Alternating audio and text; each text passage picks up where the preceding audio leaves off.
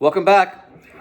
How's everybody doing? Thanks for coming back. I'm hoping you're enjoying everything that I'm putting out there for the beginning guitarist.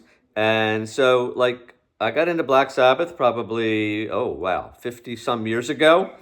And I hadn't listened to the first album, in a really, really long time. But there was this riff that I kind of kept remembering. But I couldn't remember anything after that. And I also knew there was this wild song in the beginning that just really kind of opened up the album. You might remember if you've listened to the first Black Sabbath album.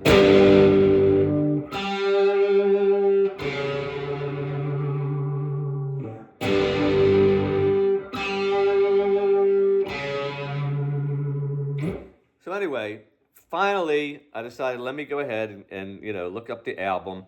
And I finally found this song. I don't remember the name of it, but if you've listened to the album, this might sound familiar.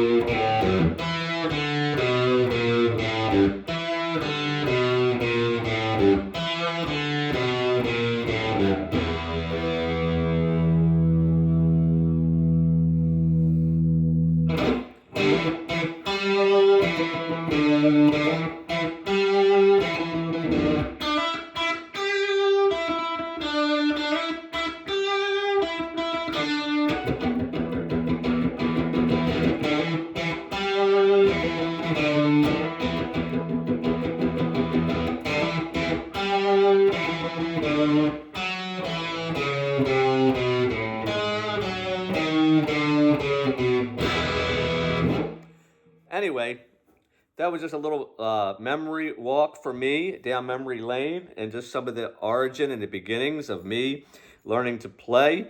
And Tony Iommi, who actually had the same guitar that I played back then, the maybe around a 65 Gibson SG Special. He's a good guitar player to listen to for pentatonic, playing in that style. That's kind of like what he did, mostly in E a lot. But anyway, today we want to talk about, again, moving open string chords, the ones that can move all the way up the neck. We did the first two bar chords that are the most widely used, off of the E shape, all the way up the neck. And then we went with the A shape, and we learned that all the way up the neck. And then we learned from major how to get the bar chord to minor, also how to get them to dominant seventh. We're going to go with the C7 today, because the C7 that is down in the open position, again, is widely used up the neck, and especially 1-4-5, a lot of blues, a lot of rock and roll. You have this alternative option than playing it in a bar chord with the E shape, or with the A shape. There's another variation that you can utilize now, because you have C7th in the open position. And remember, I'm not hitting the open E, the low E string, because that will alter the sound, and you want that C root to ring out. So you're starting to play the chord on the A string, so you're playing 5 strings.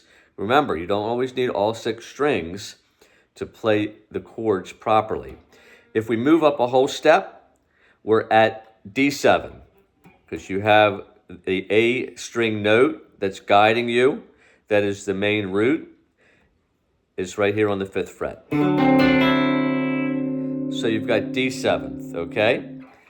When you move up to the 5th fret, where we've been a lot, because we've done 1-4-5 in A since the very beginning, this is where you can play that E note, because you're playing an E7th chord, because you have an E right here on the A string, okay, on the 2nd string from the top, which is your A string, 7th fret is an E. So you don't have to just do, and see how I'm muffling so I'm not hitting that E note as I go up the neck. You don't have to muffle it in this position for the E7.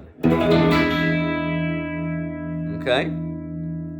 Now when I go up a little further, half step is where you're going to get F7, if you remember correctly from chromatic training and how you're learning all the notes on the neck from the chromatic scale on every string. So when we go back to the F on the 6th fret, I'm muffling that E. So you're hearing the F7, but you're not hearing the E because I'm muffling it. If you go up to the next whole step, now we're at G7. And again, I'm muffling the E note. And again, you'll hear that. See that you hear that high E also? Well, that doesn't sound too hot. So there are certain ones of these spots that you need to play the 4 strings in the middle. It's really all you need to play the 7th chord in this type of position. When you're at the D7th, that high E, it doesn't sound that, doesn't sound that terrible, right? Because it's the 9th. And we'll get into that at another time. But that's what I mainly wanted to let you know, okay, that I left out early on. On the E7th, hitting that high E and the low E, it worked. But when I tried to do the F, muting the low E string and letting the E ring, not good. So if you want to do an F7 in this position, you want to hit the middle 4 strings. You want to leave out the high E and the low E. Same thing up here.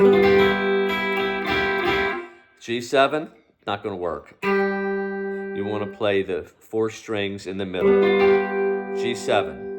And if you want to go up again to the 10th fret,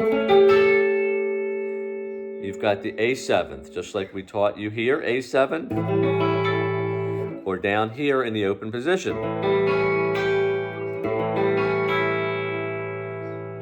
So we start with the C7.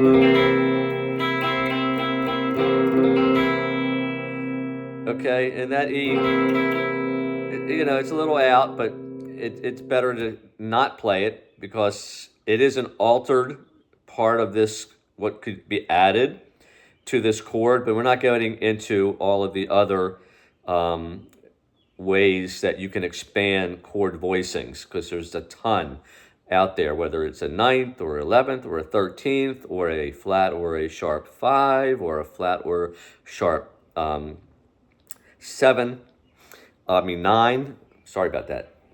It's just a lot when you get into jazz. So for today, play around with this new way to play a 7th chord up and down the neck.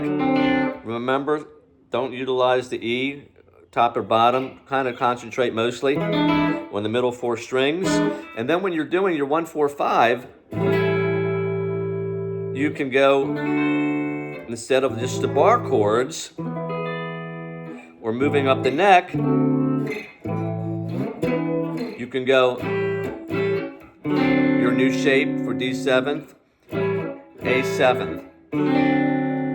And then when you want to go to the 5, you got that E, E7, D7.